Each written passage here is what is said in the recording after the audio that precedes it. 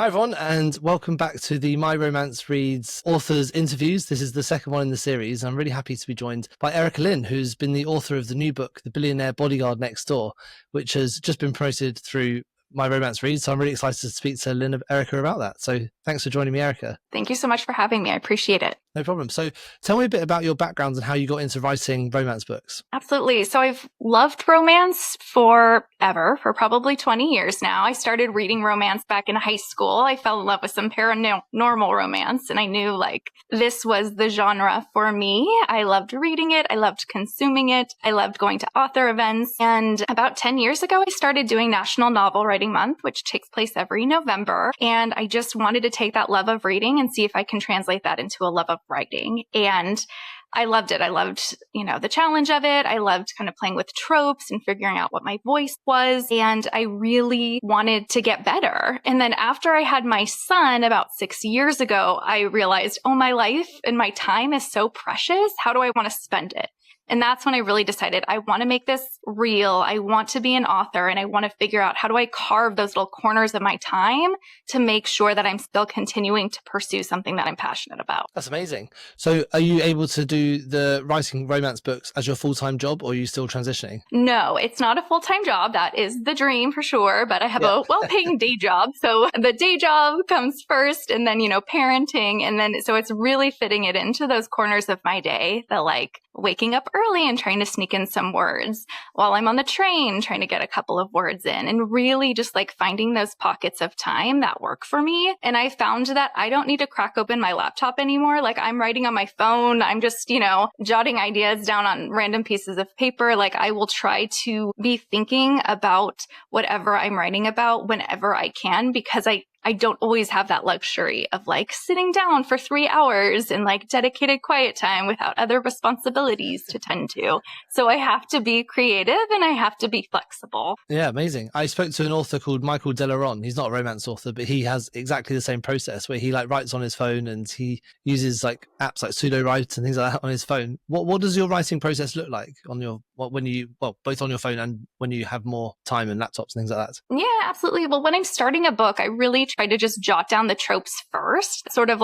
First and foremost, I want to understand what tropes am I working with and how do I want to put a little bit of a spin on them when possible.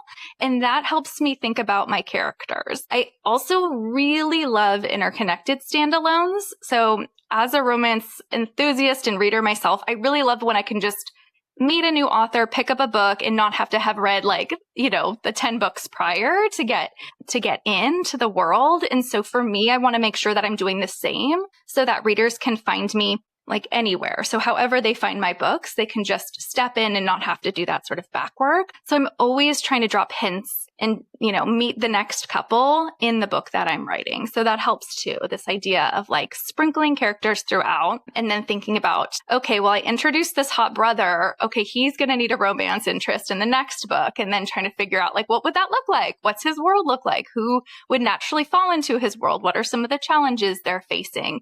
And how do I create sort of chaos to build a story around? Oh, I love that. So your books, they're kind of linked to each other, but it's not like the story necessarily carries on, but the characters maybe continue between the different parts of a book. Yes, exactly. So you'll see familiar faces and friends, and then hopefully, you'll see somebody who you want to read more about in the next book. So I'm about 30,000 words into the next book in my Billionaire series. And so you actually get to meet the characters in the novel that I just produced back in May. So again, this idea of sprinkling, introducing, trying to hook readers so that they want to, get that next book or stay in that. Yeah, I love that. It sounds a bit like a soap, like a TV soap, where you've got the different characters, they have their own sort of storylines. That's really cool. Yeah, I did love Days of Our Lives when I was a kid. So one of the things you mentioned that was quite interesting just then was with tropes. You put your tropes down first, then you build the characters around those. So what are some of the tropes that you love to write about? Well, lately it's been billionaire. I loved forced proximity just because when you put people together, because they have to be together, whether it's a bodyguard or somebody, his brother returns back from somewhere. You know what I mean? Like these forced situations. If somebody needs a place to stay, like I love this idea of like what happens, what sort of like powder keg do you create when like two people who are somewhat attracted to each other like get together and have to spend that time together. So exploring forced proximity. I've done a lot of like single parent. So in this book that I just wrote, and there's like a young single dad.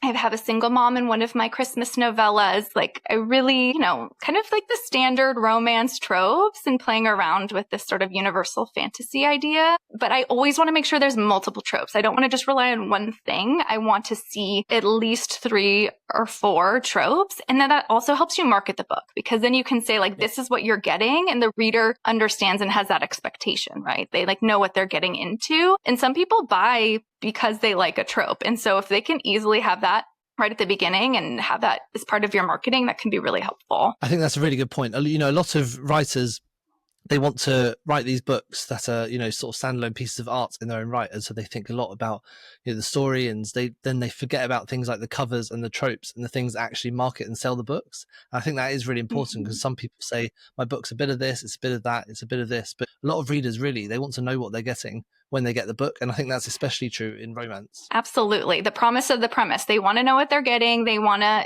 not have surprises. Like they want some surprises, but there's also this like, you have to kind of stay within the parameters. So tropes help you do that. Definitely. It sounds like you do a lot of work on understanding what your reader wants and exactly how you're going to write that book going forward. Can you remember where it was that you learnt how to create those tropes and create that sort of romantic storyline? I honestly listen to a lot of podcasts about writing and craft and it really helps. Like it helps to hear from other authors share their story and what they're learning and how they're evolving. And I think also taking those lessons and applying them and testing them out. And that's the benefit of like, when you keep writing, is that you do get to play around and you do get to test and you get to see what works or what doesn't work. But yeah, honestly, listening to writing podcasts while I drive, it's inspiring. It gets me excited to write. It's a good motivation factor, because it is such a lonely, business sometimes, like when you're just writing by yourself and you don't always have somebody to sort of like bounce ideas off of, or, who understands the process and everything that goes into it. So it is really nice when you can kind of like hear from people, especially when they're authors you respect and love and whose books you've read. Like that's really fun when you get to hear. That's amazing. Who are the romance authors that inspire you the most? If I could have Megan Quinn's career, I would be living a great life. I think she's amazing and she's so prolific and fun. And she also does a really good job engaging with her audience, which I appreciate. I don't know how to say her. It's Jay Salmon. She writes romances that usually have sort of like a medical, somebody's a doctor or a nurse. And she makes writing look easy in a way that I know is not, but it is a way that I really appreciate as a reader and consumer of books. And then I will always love like Nalini Singh and Patricia Briggs and this sort of like paranormal authors that are so amazing. Yeah, definitely. I think that those 3 are some great authors to put in. We'll put some links into the notes for that as well. Now, when it comes to getting your books out there and getting your book in front of readers, what marketing tips do you find have helped you the most? Everyone always says like build your list. So making sure that I have a mailing list and that I'm consistent with reaching out to them, I think has been really helpful. At the end of every book I write, I have a bonus epilogue. And so that's a huge way in which I am like getting new readers subscribe to my mailing list. I didn't do that at the beginning, and I feel like it was such a missed opportunity to sort of like lure people in and like get their emails and be able to stay in contact with them. So now that's just a standard. I will always write a bonus epilogue. And then some newsletter services are stronger than others. So kind of testing them all out to see what works with me and my books and at what price point, and seeing what kind of conversion rate I get. So again, it's a lot of testing. I'm still sort of a smaller author, but I think I really need to lean in and do more of that marketing piece to see what works and play around with the different options to grow that list and find my readers. It sounds like you're doing exactly the right thing. Sometimes some of this stuff does just take a bit of time. It's not necessarily a one-click wonder and just everything just falls into place. Now, with your most current book, the Billionaire Bodyguard Next Door, Tell me a bit about that book. So tell me about the characters involved in it and some of the tropes that you've got. Yeah, absolutely. A hero and heroine, they met about 10 years ago and they had a very steamy, fun night together. She gives him her phone number, which she doesn't do normally, and he proceeds to not call her. And so there is just this like natural, like, why didn't you call me? What happened? And about, recently or like 10 years later, they reconnect and, havoc ensues because there are a lot of hard feelings and there's a lot of like misunderstanding.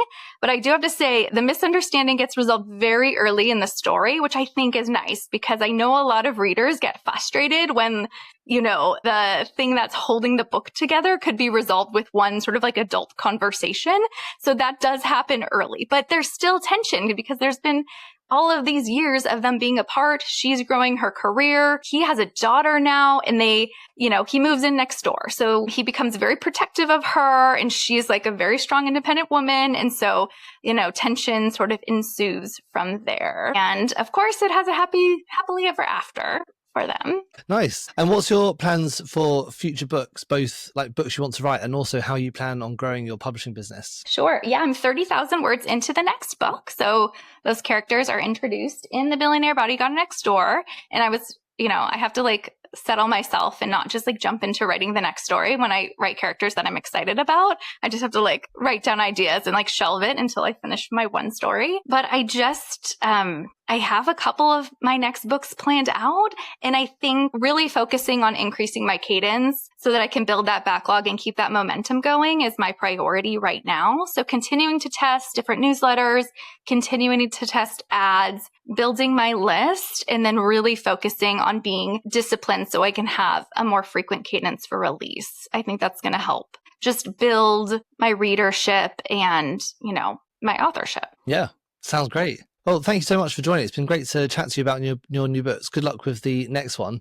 Do you want to give us a bit of a sneak preview about what's going to happen in the next book? A sneak preview? Yeah. Sure. So we have Margot Madison, and she is our protagonist, and she is actually going to be the bodyguard for a former boy bander. And he doesn't want a female bodyguard. And so there will be some tension there. But they will have to live together so that she can protect him. So it's been fun to write them and see what happens. And then I do like to incorporate adorable animals into my books. And so they are taking care of an adorable creature, which will bring them closer. Brilliant. Well, thank you so much for coming on to talk to me. I'm looking forward to seeing that in the new book, and good luck. We'll speak soon. Thank you so much. Take care.